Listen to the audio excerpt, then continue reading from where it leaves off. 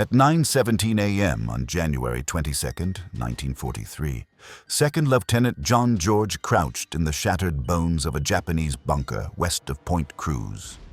27 years old, Illinois state champion marksman, yet still with 0 confirmed kills. Before him, 240 yards away, a banyan tree rose like a living fortress. Through a scope his fellow officers had mocked for 6 long weeks, he watched. The enemy had 11 snipers hidden in the Point Cruz groves. In just 3 days, they had cut down 14 men of the 132nd Infantry. George's commanding officer sneered at his rifle, calling it a toy. Others joked it was his mail-order sweetheart. When George first unpacked the Winchester Model 70 back at Camp Forest, the armorer had asked whether it was meant for deer or Germans. George calmly told him it was meant for Japanese soldiers. But the rifle arrived too late. The battalion sailed without it. As the 132nd Infantry steamed toward Guadalcanal, George watched other men clean their garans while his own prized weapon sat forgotten in an Illinois warehouse. He requested it through military mail, and 6 weeks later, in late December, a supply sergeant handed him a crate marked fragile. Inside lay the rifle he had saved 2 years of National Guard pay for, 9 pounds of polished steel and wood, with another 12 ounces for the Lyman Alaskan scope. A bolt-action hunting rifle among a sea of semi-automatic Garfrans. Point Cruz was different. No bunkers, no trenches. Only a shadowed jungle where Japanese stragglers clung to the massive banyan trees like ghosts. These men were hunters, trained snipers armed with scoped Arisaka rifles, experts at disappearing into the canopy. On January 19th, a sniper killed Corporal Davis at a creek. On the 20th, 2 more men fell. On the 21st, 3 died, one shot clean through the neck from a tree the patrol had unknowingly passed twice. That night, the battalion commander summoned George. His men were dying faster than malaria could claim them. He demanded to know whether George's mail-order rifle was capable of anything. George answered with credentials forged long before the war. Illinois state champion at 1,000 yards, youngest in state history, capable of 6-inch groups at 600 yards, 4 inches at 300 with the Lyman Alaskan. The commander gave him 1 night to prove it. George spent the dark hours cleaning cosmoline from the weapon, checking every screw and mount. He loaded 5 rounds of .30-06, hunting ammunition he'd packed back in Tennessee. The same cartridge the Garand used, though far more precise. At dawn, he slipped into a ruined Japanese bunker overlooking the coconut groves west of Point Cruz. Intelligence insisted the snipers hid in the great banyan trees, some 90 feet tall with trunks 8 feet thick. A man could climb into one before sunrise and remain invisible until dusk. George came alone. No spotter, no radio man. Only his rifle, canteen, and 60 rounds in stripper clips. Through the humble 2.5 power magnification of his scope, he scanned the treetops. The jungle murmured its endless chorus. Birds, insects, distant artillery. George ignored it all, searching for the smallest twitch of movement. At 9:43, George spotted the second sniper. A different tree, 60 yards north, 50 feet up. The soldier was descending, retreating after hearing the first shot. George led the movement, fired, and the man fell backward, rifle clattering through branches. Both snipers hit the jungle floor within seconds. 2 shots, 2 kills. George calmly reloaded, hands steady, breathing controlled. This was no different than Camp Perry, except the targets fired back. At 11:21, a Japanese bullet struck a sandbag 6 inches from his head, spraying dirt into his face. He rolled left, pressed against the bunker wall. The shot had come from the southwest. Waiting 3 tense minutes, he inched back and glassed the trees. Snipers followed doctrine: shoot and relocate. But in dense jungle, options were limited. At 11:38, George found his third target, 73 feet up in a banyan cluster. The enemy had repositioned within the same tree. A fatal error. George fired. Silent. Dead. By noon, George had killed 5 snipers. Word spread quickly. The men who had mocked his mail-order rifle now asked to watch, but George refused. Spectators drew attention, and attention drew fire. The Japanese adapted after the 5th kill, ceasing daytime movement. The afternoon offered nothing. At 1600 hours, George returned to battalion headquarters. Captain Morris was waiting. The mockery was gone. He wanted George back at dawn. At 8:17 on January 24th, George spotted the 9th sniper. A Japanese soldier crouched 40 feet up in a palm tree, 190 yards out. Unusual. Most snipers sought height. This one prioritized concealment. From his elevated rock perch, George could see the dark shape of the soldier's shoulders and head. He raised the rifle, controlled his breathing, but paused. Something was wrong. After 3 days, 8 kills, the remaining snipers would not make elementary mistakes.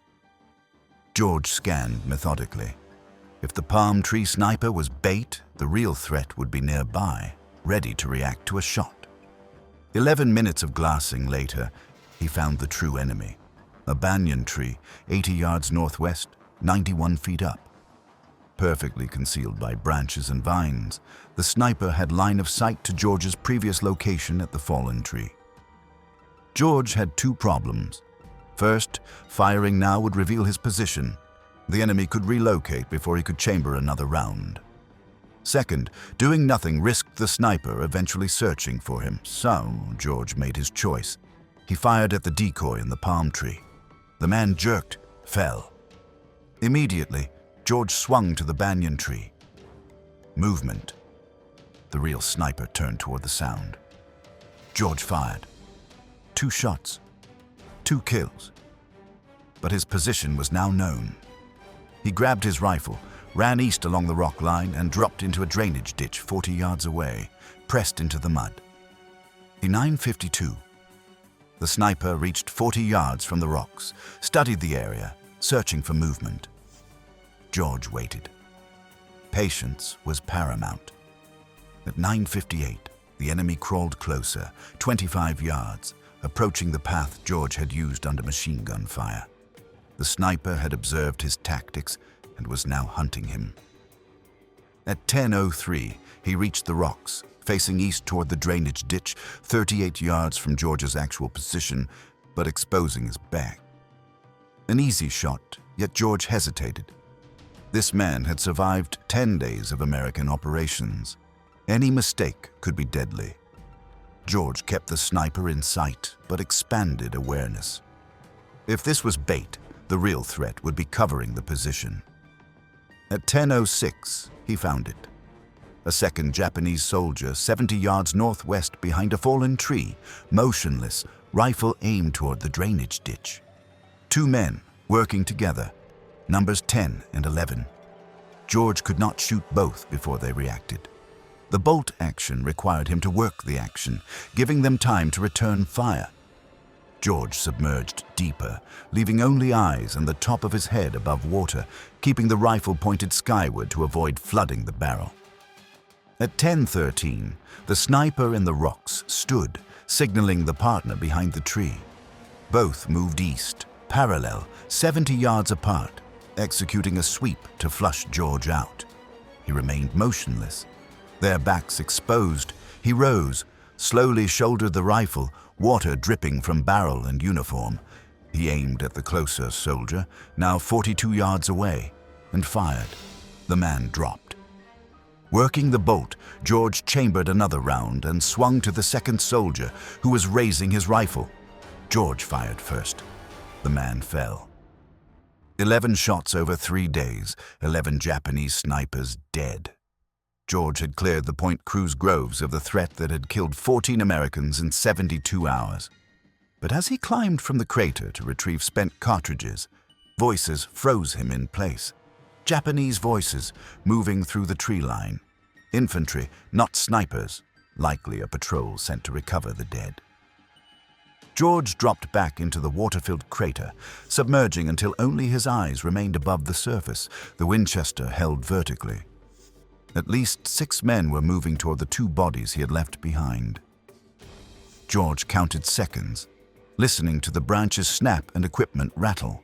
They stopped at the first body, then moved to the second. At 10:28, the voices began heading toward his crater. They had found his tracks. He had 5 rounds, 6 or more enemies, poor odds for a bolt-action rifle. When the first soldier appeared at the crater rim at 10:31, their eyes met. George fired from the water. The soldier fell backward. He worked the bolt, chambered another round, and fired at 2 more soldiers as they reached the rim. Both dropped, 3 rounds left, shouting around him. The Japanese were closing in. George climbed out on the north side, away from the approaching soldiers, ran 20 yards, and dropped behind a fallen tree. Rifle fire cracked through the jungle, striking the ground and trees. He remained low, glassed the area, and spotted 2 more advancing 50 yards out. He fired at the lead soldier. He dropped, the second dove for cover. Only 2 rounds remained. George realized he was being flanked, one group from the south, another from the east. He could not win a firefight with a bolt-action rifle against multiple enemies. By 10:47, George moved again, walking low, using terrain for cover toward American lines. The jungle was quiet. At 11:13, he reached the perimeter. A Marine sentry challenged him. George identified himself and was escorted to battalion headquarters to report to Captain Morris. He recounted 4 days of sniper operations. 11 Japanese snipers killed with 12 rounds fired, 11 hits, followed by an infantry engagement with 3 more kills using 5 rounds. Morris asked about ammunition and the rifle. George reported 2 rounds remaining, rifle functional but muddy and waterlogged. Morris ordered him to clean the Winchester and rest. The battalion was moving east. The Point Cruz groves were no longer a priority. Intelligence indicated Japanese evacuation from Guadalcanal within 2 weeks. After 3 days, 32 men could reliably hit man-sized targets at 300 yards under field conditions. George divided them into 16 two-man teams, shooter and spotter. Spotters carried binoculars and garans to locate targets and provide security. Roles could switch after each engagement. On February 1st, 4 teams moved west of the Matanikau River to clear remaining Japanese soldiers. George paired with Corporal Hayes on high ground, overlooking a supply trail. At 7:20, a Japanese soldier appeared. Hayes confirmed the target. George fired. The soldier dropped. Over 6 hours, they engaged 7 more soldiers. 7 shots, 6 kills, 1 miss. The other teams reported similar results. 23 Japanese soldiers killed, 0 American casualties. On February 7th, George was hit by a Japanese rifleman near the Tanamboa River. The bullet struck his left shoulder, spinning him down. Hayes dragged him to cover. The wound, though serious, missed bone and major vessels. George was evacuated to a field hospital, treated and told to rest for 3 weeks. During his recovery, the Japanese completed evacuation of Guadalcanal. By February 9th, Americans reached Cape Aspirins, finding it empty. George's sniper section had operated 12 days, confirmed 74 kills, and suffered 0 friendly casualties. The section was formally recognized by division headquarters. The marauders entered Burma in February 1944, tasked with capturing the Myitkyina airfield, critical for Allied supply routes into China. Japanese forces numbered about 4,000, the terrain mountains, rivers, dense jungle, no roads. Supplies were carried by men or pack mules, no artillery, no motorized transport. George's battalion began marching February 24th, covering 83 miles the first week. Exhaustion, disease, and casualties mounted. Several pack mules broke legs and were shot. By March, the battalion had moved 217 miles, engaging Japanese 12 times in small skirmishes and ambushes. By June 1944, George was evacuated with the marauders. The unit disbanded. He returned to the U.S. in July, promoted to captain, assigned to Fort Benning, Georgia, training infantry officers in marksmanship and small unit tactics. He kept his Winchester Model 70, which had traveled from Illinois to Tennessee, Guadalcanal, India, Burma, and now Georgia. The rifle had killed at least 14 confirmed enemies, probably more. The war evolved. The Pacific Islands were being retaken. American forces advanced in Europe. Standardized mass production and identical equipment made individual skill less critical. George understood the necessity, but recognized what was being lost: the ability of one highly trained soldier with the right rifle to influence a battle. In 1947, George wrote down his experiences for his own record. The manuscript, over 400 pages, detailed weapons, tactics, and jungle warfare. A friend at the NRA encouraged publication. The book, Shots Fired in Anger, became a classic among firearms enthusiasts and military historians, praised for its clinical precision and technical insight into Japanese and Allied small arms. George lived to witness Korea, Vietnam, and the Gulf War, observing the evolution of rifles and sniping as a formal military specialty. He died on January 3, 2009, aged 90. His Winchester Model 70 was donated to the National Firearms Museum in Fairfax, Virginia. Most visitors passed it by, unaware it was the rifle that had cleared Point Cruz in 4 days, when a battalion could not in 2 weeks, proving that skill and a single well-trained marksman could change the course of battle. John George's story and his rifle remain a testament to precision, courage, and the impact of individual skill in warfare.